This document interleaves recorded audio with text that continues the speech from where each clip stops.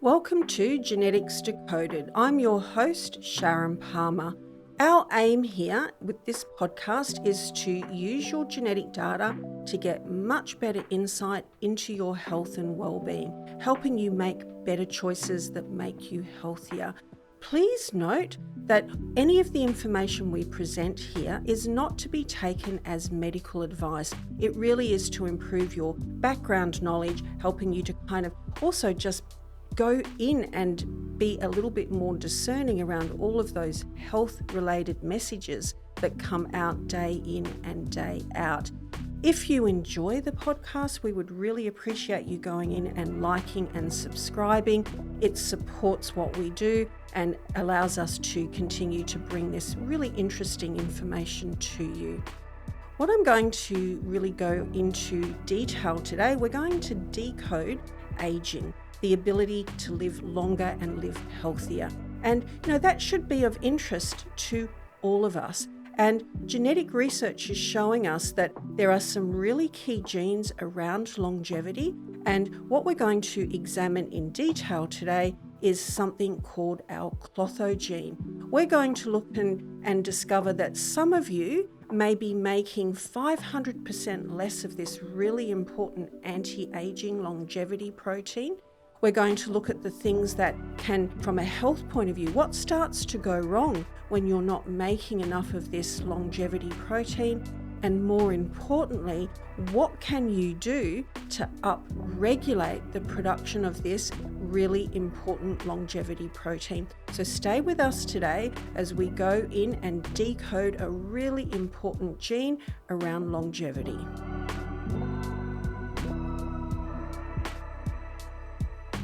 Today we're going to look at a particular gene around longevity, but I'd like you to first of all think about what is your belief around aging? For a lot of people, it's really negative. We're living in a youth-based culture, we're very focused on looking a certain way, but if we really get down to it, we're all aging, but we have these very negative connotations. We think, well, as we get older, it's all going to start to fall apart. Our muscles are going to waste away. We're going to lose our cognitive health. We can't hear anymore. We can't see anymore. And for a lot of people, that's really depressing. We want to be around for a long time, but we don't want all of those really negative things happening to us from a health point of view. And the thing that we're seeing from research is that it doesn't have to be like that.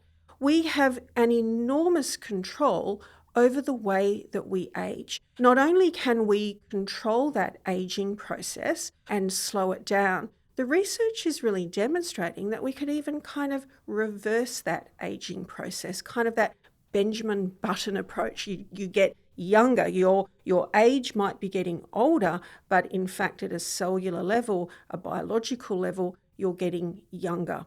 And those things are absolutely possible now. And I hear you go, okay, I'm interested in that. I don't want to get old and decrepit. How can I slow down this aging process? Perhaps even reverse it. Is there something that I can eat? Should there be something that I should stop eating? Is there a miracle pill? And of course, you all love the miracle pill, right? All we want to hear is take this, do this one thing, and we can have this profound impact. And it's not quite as simple as that. But, we've got the capacity now to go in and look at our genetics. We know that there are key genes that are playing a role around this aging process. We now have the capacity to go in and look at the function of these genes. And if they're not working for you, it's not all gloom and doom. It's not about, okay, well, that's not working and I'm going to age really badly. It's about, well, that gene is not working in your favor. Let's go in and do something to support its function. Let's make more of that, or let's make that enzyme work more effectively. These are the things that we can do now. And what we're going to look at today is we're going to look at a particular gene called the Klotho gene.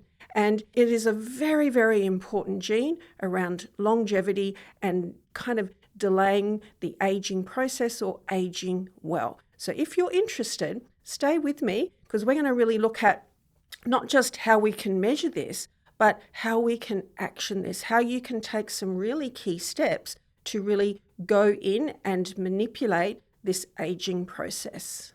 The Klotho gene. Most of you have probably never even heard about it. It's spelled Klotho, the Klotho gene.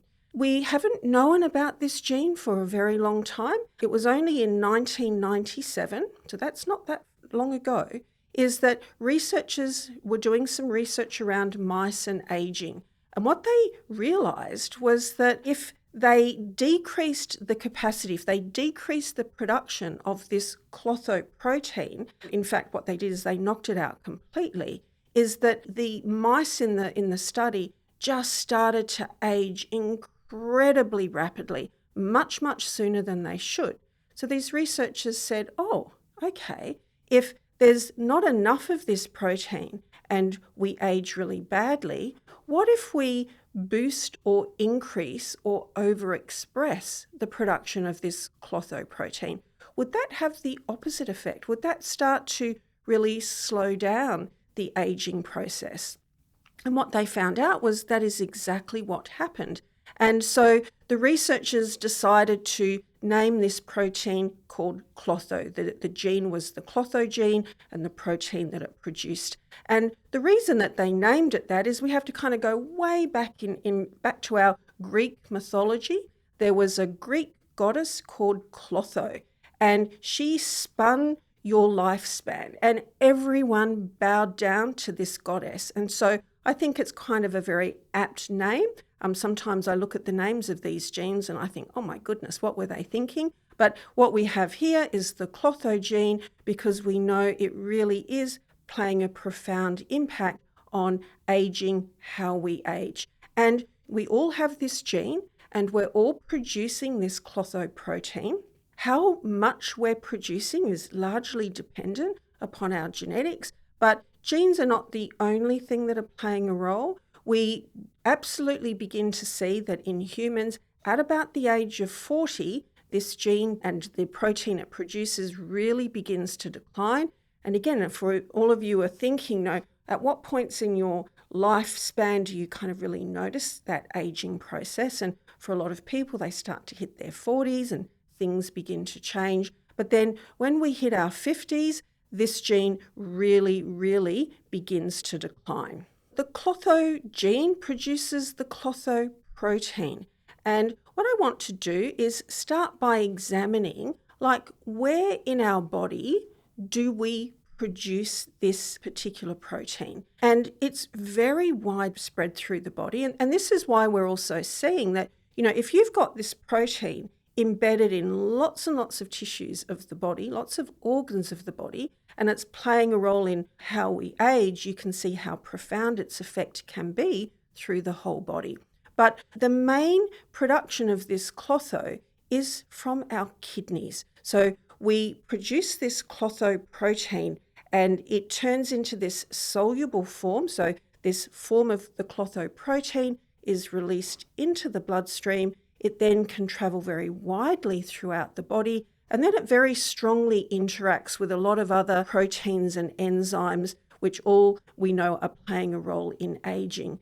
Now, your kidney function is really important here. For any of you who've got any kind of kidney disease, chronic kidney disease, we know that your production of Klotho can be really, really low. And so if you've got active kidney disease, you really want to be thinking of the ways in which you can upregulate this protein. We see from the research that people who have donated a kidney, so they've given one of their kidneys away, we're seeing that their Klotho levels are really low. So again, if you've been incredibly generous and you've donated a kidney, you want to be thinking about how you can upregulate your Klotho because you have really lost one of these prime organs of production. We also see in people who are waiting for kidney transplants, when they get a kidney, they go from having very low Klotho protein levels to much, much better. So again, this really important role of keeping your kidneys working well and its role around preventing rapid aging as well. One of the other places that we make really high levels of this clothoprotein is within our parathyroid gland. So if you look at your neck, you've got the thyroid, and sitting on the side of that are your parathyroid glands. And they produce a lot of this clothoprotein. And within the parathyroid, what they're supporting is our ability to control our blood levels of calcium and phosphorus and magnesium. And of course, all of these are having a really important role around our bone health. So this is why if there's not enough of this protein, and from a parathyroid point of view, we can see this very negative impact around our bone health. And again, what's one of our concerns as we begin to age is the decreasing mass of our bones, osteopenia and osteoporosis. Again, your clothoprotein is playing a really big role here. We also make a lot of this protein within our brain. And again, if we're not producing good levels of clotho within the brain, the impact that it's having on our brain is just kind of enormous. It was almost too much to list, but what we see is when there's not enough clothoprotein produced within the brain, we see a lot of neurodegenerative diseases. So this is around things like Alzheimer's and dementia. And again, one of our biggest concerns around aging is that we lose our cognitive health. Nobody wants to get Alzheimer's. And again, supporting the production of this protein within the brain is really important. We find good levels produced within our eyes. So this clothoprotein is really important for our retinal function. And again, what's one of the signs of aging? We start to lose our eyesight. I was recently at a meeting and somebody was reading off their PowerPoint, and I think he's in his late 30s, early 40s, and he kind of just stopped and he said, I can't read it. I can't read what's on there. And it was just like that. And I think you talk to a lot of people when they hit their 40s, they suddenly go, I can't read that anymore. I need to go off and get glasses. And again, when does this clothoprotein begin to decline? Around the age of 40. So a lot of these things that we just think are, they're just signs of aging. Well, yes, they are, but there's a reason that is happening, and that's because some of these really key proteins are beginning to decline. You can go in and upregulate that. This is where you can get to control some of this aging process. We also have high levels in our ear. And again, what's one of the classic diseases or signs around aging is we start to not to be able to hear very well. So your clothoprotein within the mechanisms of the ear plays such a big role in hearing and hearing sensitivity. We're also making good levels of clotho within the pancreas, and again, playing a really big role around glucose and insulin control. And of course, what we're seeing from the research is when clothoprotein declines, we have a much greater risk of things like diabetes. So again, you begin to see that connection. Have you heard of something called the pituitary gland? So this is kind of embedded, again, up in our brain. It's playing a really big role around hormone release. We have things like the hypothalamus, pituitary, ovarian axis, so playing a really big role in controlling hormones and fertility in women. And again, we're producing a lot of this in our pituitary gland, where it's playing a major role in the release of these hormones. And again, as our hormone levels begin to change and decline, we see this increased rate of aging. It's also within our lungs, so again, helping to keep our lungs healthy and functioning. And again, you often see people as they begin to get older, they get more unfit, but often more problems around breathing. And again, levels of this protein are very important for our lung function. And then we've got really good levels embedded in things like the testes and the ovaries. And again, they're playing a really major role around fertility. In men, we're seeing that low levels of this clothoprotein are really associated with infertility. And in women, we see more risks around things like PCOS. So that gives you an idea that this protein is put in all of these different tissues of the body, things like the brain and the heart. Also, this protein is at high levels within our heart, and it's embedded within the very particular part of the heart that is considered the pacemaker, so keeping our heart working and beating. So we're making this protein directly within these organs and tissues. They're playing very specific roles in how they support our health, but we've also got kidney production that releases a soluble form that goes out to the body. So this protein really is impacting everything. There are a number of things that can decrease the production of this clotho-protein, and we've already touched on some of those. We could see that if you've got kidney disease or you've lost one of your kidneys, your production could be lower. We know that as you begin to age, so by the age of 40 and certainly by the age of 50, we're seeing a real decline. But your genetics is playing a really major role in the production of this protein. Now, we all have this clotho gene, and there's a number of variances. So there's not just one thing we need to consider here. There's a number of what we call these single nucleotide polymorphisms that are kind of changing how much of this protein do we make. And so there's a number of these genetic mutations in the clotho gene. There's a couple that are really important. So one of these variances is leading to a 500% decrease in the production of this protein. That's really significant.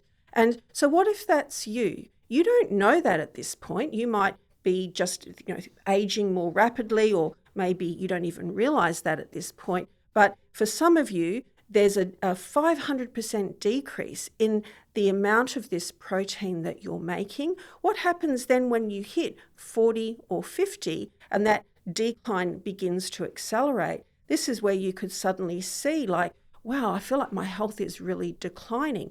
We can go in and we can pinpoint the people who have a 500% decreased at production of this protein.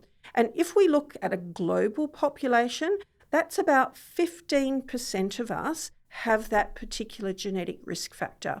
If we look across different ethnic groups, we see that Caucasians have this risk factor more frequently than Asians. But the thing is, by knowing that, we can understand we have a risk, and then we can go in and do something about it. And you do want to do something about it, because with this particular variant, what we find is that it increases all-cause mortality. So anything that you could possibly die from, so whether it's cardiovascular disease or diabetes or whatever that long list is, not having enough of this clotho protein puts you more at risk of all of that. So again, trying to get good levels of this in the body is going to have a really profound impact on your mortality and your morbidity. So some of you are thinking, oh God, this is all bad news. I might have a 500% decrease in my clotho gene and production of this protein.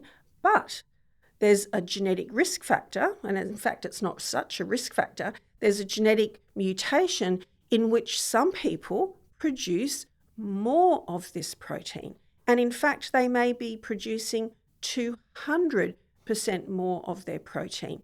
And this is why it's really important when you're screening the clotho gene at a clinic level, is that you've got to assess both of these genetic risk factors together, because you may have, unfortunately, the genetic risk in which you're decreasing the production by 500%, but you may have in the other polymorphism the ability to make more than 200%. And what those two things do is they begin to balance them out. So you might have this, but having that offers you a degree of protection. But maybe you've got the worst presentation in both, is that you've got a 500% decreased capacity and you don't have the protective gene in which you are making more. And again, these are the people that you would need to be a lot more proactive around. What we're seeing with these different genetic variances, so that there's a number of different genes that variances in the clotho gene that we need to assess clinically. And this is why it's so important to start with your genetic information, because we're seeing that a variant in the clotho may have a much more profound impact around your cardiovascular health. And another variant may have a more profound impact around mental health and well-being. So by understanding where your genetic risk is, you'll have a greater understanding of how that may show up clinically. We also see that, one of these clothogenetic risk factors can play a really big role around our blood pressure and around things like our stroke risk. So by going in and looking at your genetics, you can get a bit more of an understanding how that may be impacting on your health and what are the interventions that you really need to take under consideration. Whenever I do the research around any gene, the first thing I always do is I go, I want to know what my genetic presentation is here. So I went in and I looked at my clotho genes, and good news for me is that I do not have that genetic risk factor in which I'm making 500% less. I do have what is called a homozygous presentation there. So I am making less, I'm just not making 500% less. But when I look at that, I think, I want to do some things that will support my ability to make more of this protein. I also don't have the genetic presentation in which I'm producing 200% more. I'm kind of neutral there. So overall, between these two genes, I'm making less and I want to be proactive. One of my clothogenetic risk factors indicates to me that I am salt sensitive. And again, we often hear about salt and impact on blood pressure and whatnot, but my genetics through this clotho gene tell me that my blood pressure, my kidneys have to push my blood pressure up a lot higher in order to excrete salt from my body. And so if I'm putting a lot of salt into my diet, I'm going to start to have a risk of developing high blood pressure. Or if I've already got high blood pressure, then my intake of salt is going to be really, really important. And the thing is, we all hear this information, right? So how many of you have heard, I shouldn't be having a lot of salt. I've heard it's not great for my blood pressure. How many of you have actually made a change to your intake of salt? And I like salt. I like to put salt on my food. I enjoy the taste of it. But when I saw that genetic risk factor, it was the one thing that made me go, you know what? I really need to decrease my intake of salt, because it became so much more real for me. Not this kind of broad intervention, maybe it's working for you, maybe not, but my genetics says to me, wow, it's so much harder for my body to excrete this salt. My blood pressure has to go up to do that. Let me really be proactive.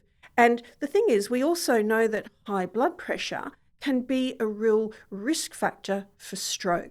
One of my other clotho variances has told me that if I have high blood pressure, I have an increased risk of stroke. So it is certainly within my best interest to make sure my blood pressure is under control. So this is where taking this information can give you so much more insight into how that might impact on your health and the things that you need to do, and have you be a lot more proactive in putting them things into play, because that's where you get the outcomes from.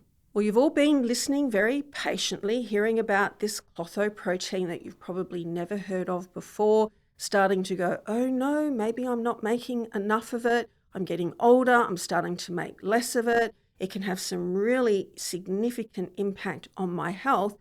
Tell me how I can make more of it. And you will be very pleased to hear that there are a number of things that you can do to increase the production of this clotho protein.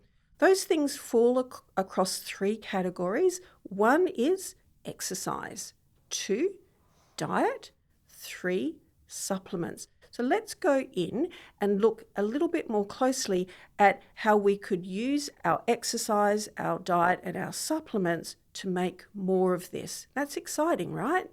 Of all the things that you could do to increase the amount of this clotho protein, your number one is your exercise. Oh, you go, okay, I've heard exercise is important. This is another reason to kind of get up off the couch and commit to a regular exercise program. If we look at exercise, what type of exercise helps you make more of this clotho-protein? Any type. So just get up and start to do something, okay? Any type of exercise is already going to help you make more of this protein. And you go, yeah, I've heard that before. And then you tell me I have to run a marathon, or I've got to be at this for 3 years before I see any improvements. Well, I actually have some really good news for you.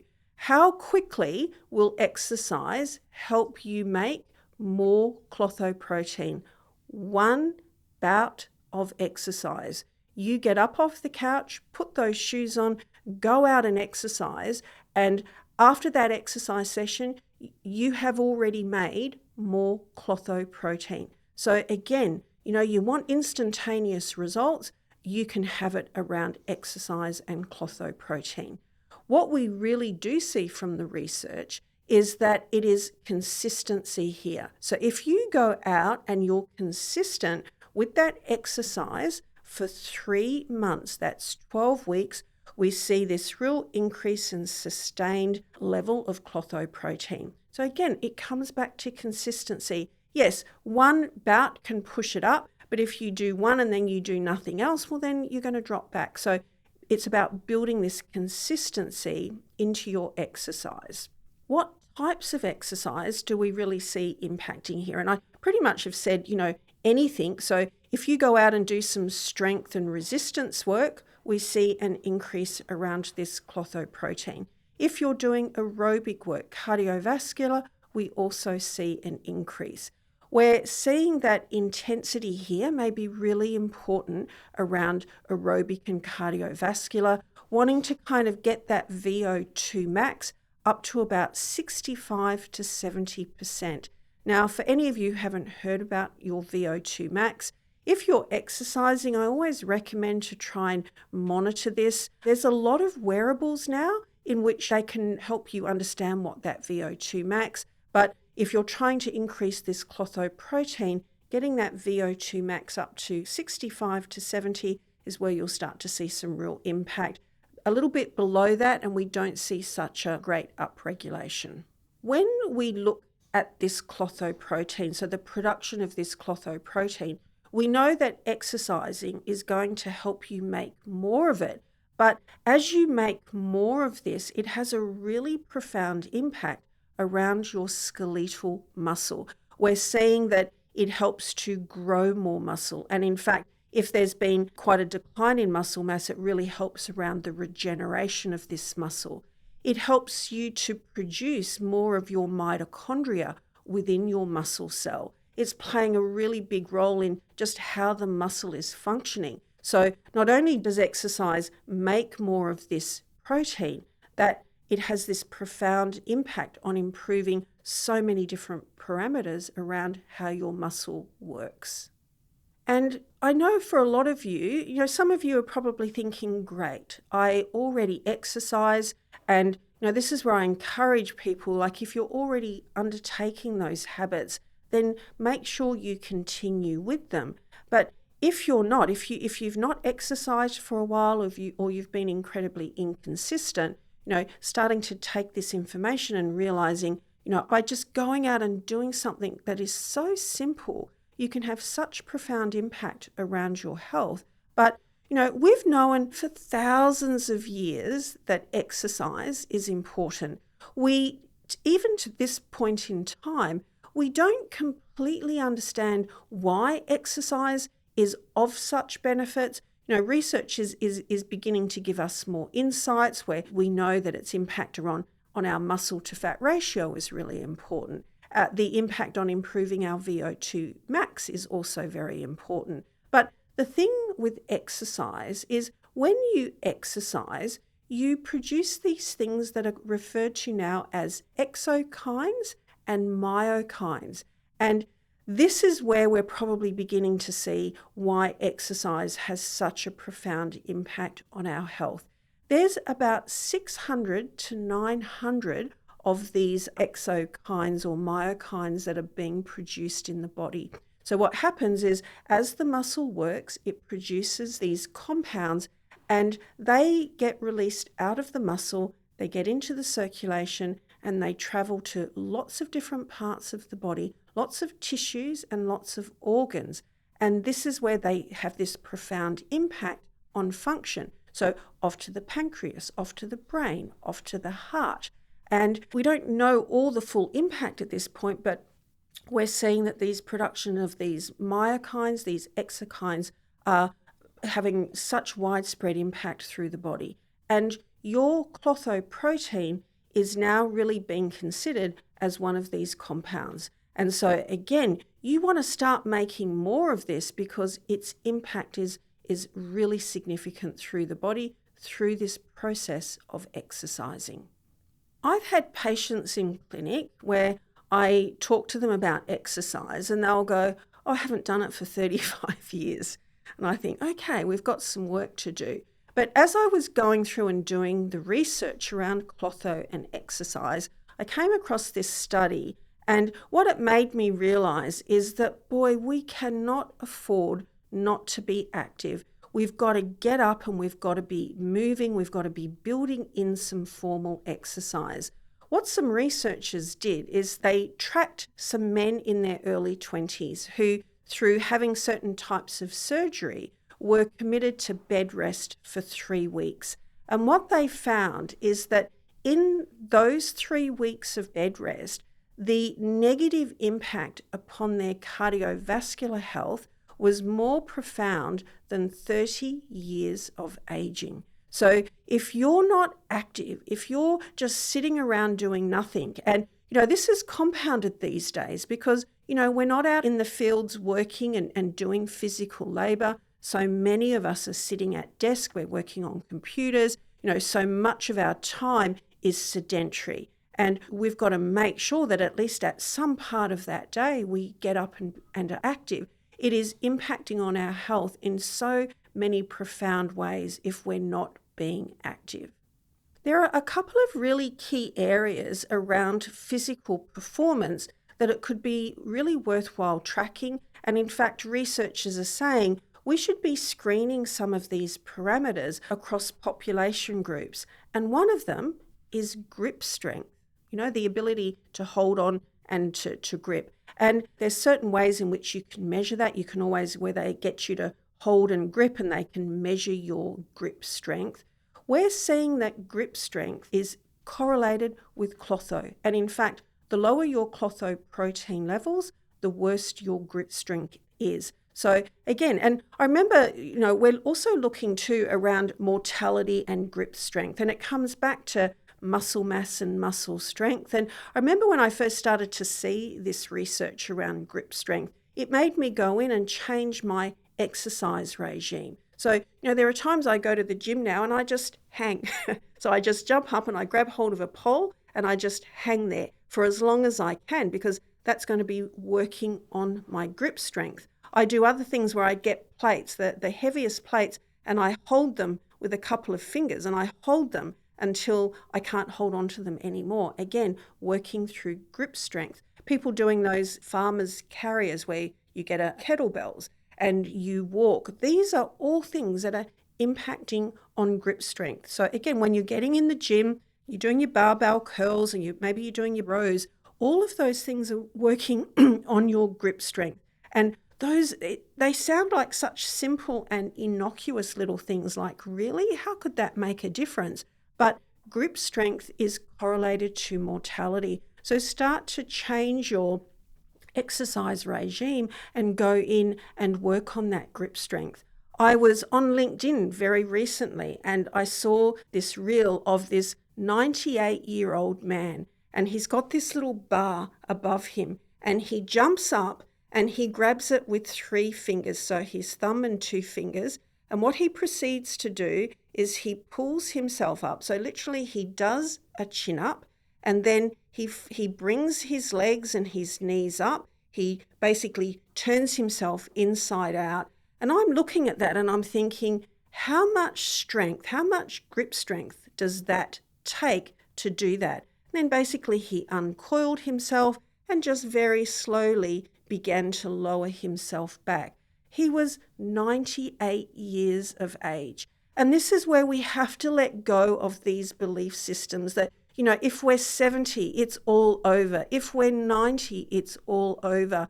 You can be very proactive around how you age, and you can go in and you can be very proactive about how you do that as an individual. From a diet point of view, most of the research that we're seeing right now is still within animal models, so we need to be careful about extrapolating this out to humans. But what is showing up around diet and the clotho gene and clotho protein is vitamin D and turmeric curcumin.